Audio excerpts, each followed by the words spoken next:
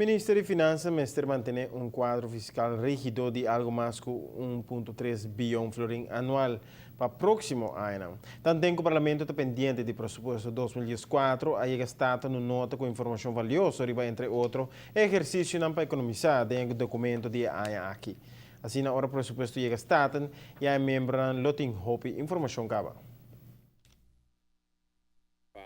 Semana aqui no Parlamento nós temos diferentes reuniões caminho ministro de Finanças a bem que nanang e a dona diferentes explicações riba e manejo e balance budget e princípio de qual ora ministro ora e gabinete novo aqui sinta kunang apone e cadre nang paku e 4 anos nang aqui com na manejo também tá com também manejar e finanças públicas que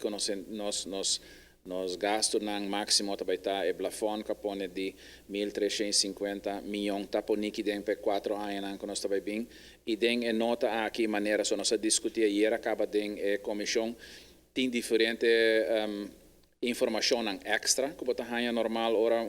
begroting waro entregating ting pronostico nang pe ayan nos dilanti ting com finanças a guardo maneja e último ayan nang e também diferente salida nang onda e direção que o ministro de finanças den gabinete aqui tabai maneja tabai controlar riba maneira hopi estricto nos